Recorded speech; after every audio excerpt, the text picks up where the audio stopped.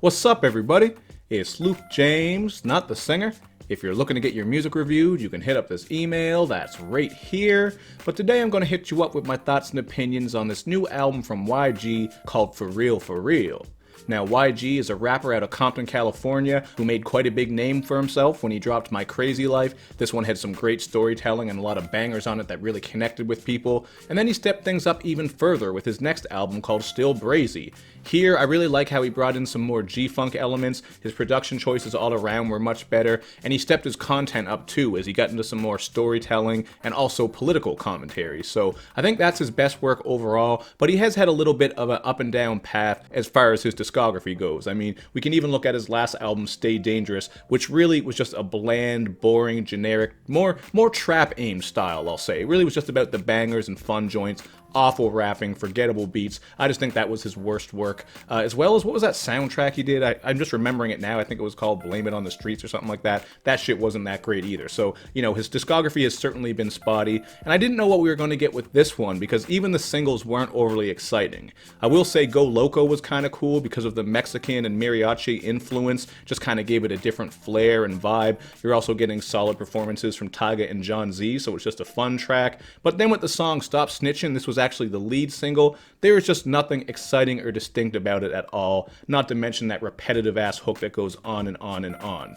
These tracks are certainly not bad, not saying they're awful, but they didn't really do anything to get me excited for this project and feel like he was going to go in some intriguing direction. So I didn't know what we were going to get, but I did find my hopes went up a little bit more once I heard that first song called Hard Bottoms and White Socks. I just really like the production here with those light keys. I think it really suits his style very well. You're also getting some deep bass, and YG is just rapping about the deep impact he's had on the game and how he's the face of the West Coast. There's also some sprinklings of love being showed to Nipsey on this song and throughout the album, so I thought this worked nice as an intro, just kind of staking his claim as one of the West Coast goats right now. I mean, not really like a goat of all time, but you know what I mean. He's really putting on for the West Coast right now in 2019, is what he's trying to say, and I certainly agree there. Like I said, I just think he sounds great over this style of production, and also when he gets more on that G-Funk stuff, which he does do for a couple of tracks on here. You got Do Ya Dance and Play Too Much, the latter of which is just one of my favorite songs on here, man. That beat really sounds like some early Dog Pound or maybe DJ Quick. It just has that classic vintage G-Funk sound from the 90s, and here YG is just rapping about how usually he plays a woman, but he got played this time around, man. He was just in disbelief, and there are some nice vocals on here from Safe tying the whole track together. So these were definitely some of the standout moments to me, and I just really wish he would embrace that G-Funk style more. It worked great when he was doing that on Still Brazy, but when he does go with that more trap influenced stuff or that generic DJ Mustard style, it really is when he is at his worst in my opinion. So we got tracks like Bottle Service, I Was on the Block, and In the Dark. These certainly work fine as trunk slappers, but you know, there wasn't really anything exciting with them bar wise, unless you like when he comes on In the Dark and says that a girl's ass shocked him like Pikachu, which by the way was a bar that I saw coming a mile away because I heard him say peekaboo and I said to myself,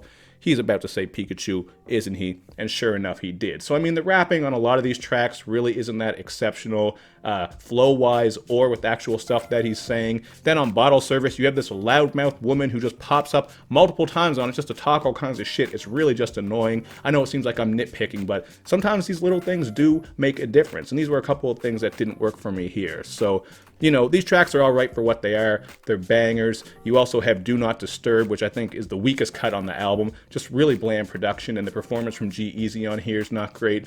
All these bangers, these type of tracks, really they're just generic to me in my opinion. Kind of come across as fillerish, and I think if you took even two of those and maybe replaced them with some better tracks, maybe leaning more into that G-Funk style or coming through with some better bars and content, really would have helped make this album just tighter in my opinion, because I found myself doing a lot of skips here. And since I did bring up content, there really isn't too much in that way happening on this album, man. Still Brazy was really the pinnacle of him going deeper and speaking on some stuff that is actually thoughtful and insightful, whereas most of his stuff really doesn't bring that. So on this one, you do get some decent storytelling on Keisha Had a Baby. I like the piano-led production as well as the vocals from Rose Gold on this one. YG is just telling the story of love and betrayal. it's kind of interesting. It's not like on the level of Brenda Got a Baby. I mean, this song title kind of alludes to that. It's certainly not that good, but at least he's doing something here, so that was kind of cool. And Heart to Heart, again, has some vocals from Rose Gold, as well as Aaron Ray, and a solid feature from Meek Mill. On this track, YG and Meek are just speaking to friends of theirs who they really want to see stay on the right path. YG is telling one of his boys to keep his head up, just do it, stay focused, and Meek Mill is speaking to one of his friends who's just in law trouble and just kind of hoping for the best for him. So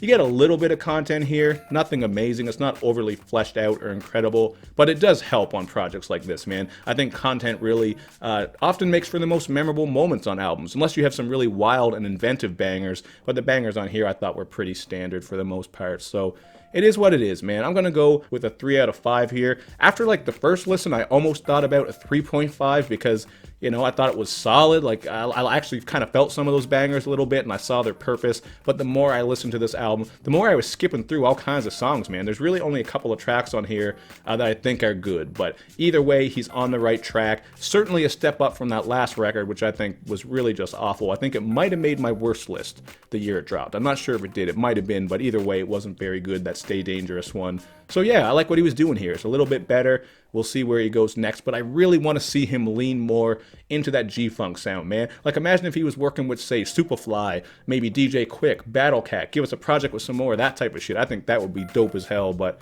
hey, man, that's just my opinion. So you guys hit me up in the comments section to let me know what you think, and of course, make sure you do all that good YouTube and social media stuff where you show me love and you show me lots of it.